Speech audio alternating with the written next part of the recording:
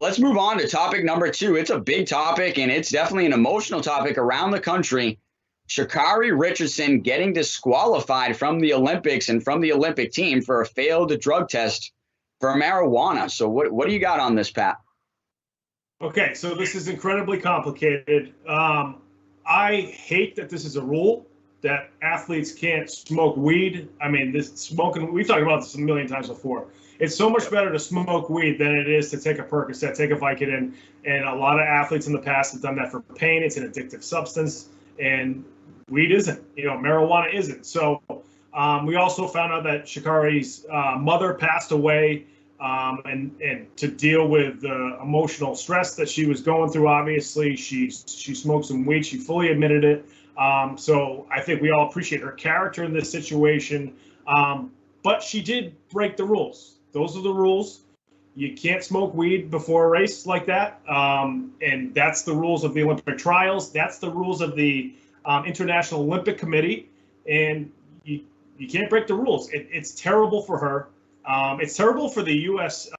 Track team, too, because she's awesome. We mentioned before how, she was one of those runners that we were going to talk about as being one of those characters that we wanted to see in the Olympics, and one of those athletes that seems to always emerge in the U.S. in the International Olympics, and which athletes from the U.S. are really going to shine in the Olympics. We really thought she was going to be one of them, and of course for her, all these athletes, trained for 4 years to get to the Olympics, and then this one most recently, they've been training for 5 years because it got postponed because of the pandemic. So feel horrible for her. They can't just bend the rules though for just her, and that's the tough part about U.S. track and field and the U.S. Olympic Committee as regard to the International Olympic Committee. So it's a tough situation because she got tested positive outside of the race. She didn't test positive on the day of the race. It was, I believe, a couple days before, and then the test results came back later, I think is what happened. And so what could have happened, because that was the case, she only got suspended for a month. So she could have been named to the relay team, despite having that 100-meter trial vacated because of the positive test. But then the U.S. Track and Field organization said we can't, we have to kind of keep this. If she's suspended for one, then she's suspended for the other. They could have named her to that team. They decided not to, just out of, just making sure that everything's on the up and up with the rest of the track team. So, that was a possibility as well. Just a tough situation across the board. And I feel bad for her because she lost her mom. And again, I think it's crazy you can't smoke weed if you're an athlete, but unfortunately, those are the rules right now. Yeah, no, it's crazy. I mean, I kind of understand both sides here, to be honest. So I'm going to give a little view from both sides.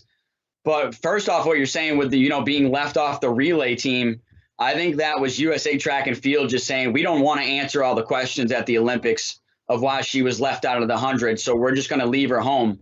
And then, I get it. That's going to give the girls that are on the relay team just to be able to focus in, not have to answer all these questions of why Sha'carri's running on the team. So I completely get that.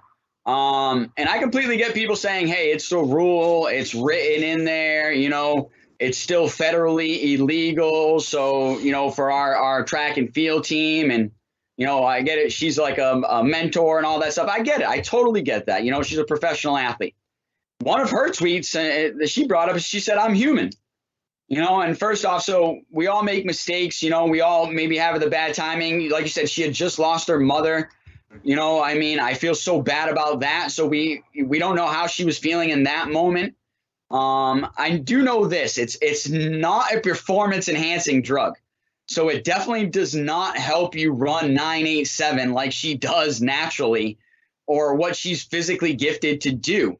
If anything, it would slow her down. And that's what it is. It's technically a downer. So if anything, it would slow her down and her reactions time would be slower. So it's not a performance enhancing drug. So I think that's the biggest thing. So here's my thing. I think the rules need to be changed. I think they should have been changed a long time ago. This is a country that's been changing over the last 10 years, over the last 15 years. Honestly, marijuana is legal in 35 of 50 states, whether it be recreationally or medically. So soon it's going to be legal in all 50 states, and even the federal law, they've been looking at rewriting the law on it and reclassifying it to a lower classification as far as substances go. So it's just really one of those things where I'm like, what message are we sending right now when we're having one of our best athletes stay at home for a failed test? And like you said, instead of taking like Percocets or anything like that, any opioids. And then on the other side, you've got, blue collar people making billions of dollars off of marijuana in America right now. I mean, it's like I said, it's completely legal in a lot of states, including the state that we're broadcasting from right now. Massachusetts has recreational and medical marijuana. So I don't know. I don't agree with it, to be honest. And like I said, I know personally, for me, looking from it from a personal side, I was really looking forward to seeing her run against Shelly-Ann Fraser-Pryce. I talked about that multiple times on this show. So it's really disappointing because we pretty much just gave the gold medal now to Shelly-Ann Fraser-Pryce. There is nobody else in the world that can match this woman. Jenna Prandini, who's actually going to stand in for Sha'carri Richardson, is going to get her doors blown off. I'm a big Jenna Prandini fan. She went to the University of Oregon, but she's just not as fast. She's not as good. So at this point, expect Shelly-Ann Fraser-Pryce from Jamaica to be the 3-time Olympic gold medal champion. And so it's like almost an event that you don't even really need to watch anymore. I'm still going to watch it. A lot of people are just trying to boycott the Olympics and boycott track and field now. I don't know if you've heard that, but a lot of people are, because they don't like this and they don't like how she's getting suspended like that, because she's a fan favorite right now. So I think they're seeing a lot of blowback. So I think any momentum that they gained from the DK Metcalf incident is out the window at this point. They've completely lost it. And track and field is now going in reverse. And I'm not blaming Sha'carri for that one. I'm blaming USA Track and Field and these old school rules that just haven't been changed with a changing country. But lastly, one thing I'll bring up about it is, hey, USA Track and Field, marijuana and alcohol are pretty much on the same level. And in this state, in 35 of 50 states, they're considered the same substance, okay? I guarantee you they will have alcohol at the Olympics. And I guarantee you Tokyo will have alcohol at the Olympics. I guarantee you USA Track and Field has raised money at events with alcohol present and selling alcohol to people. So it's really, like I said, it makes them look like a fool to me, to be honest. And here's one other big thing. Michael Phelps ripping bong bowls like a champion, right? In between Olympic years. I totally get it. But I'm telling you, like, Michael Phelps was clearly using weed. He clearly still does. You could talk to Michael Phelps right now. He said he used it for his mental, which is the same thing that Sha'carri Richardson was using it for. Here's another Olympic athlete that was a complete embarrassment to the United States in Brazil, Ryan Lochte, who went out, got completely hammered off of alcohol, broke into like a gas station, like assaulted somebody at the Olympics.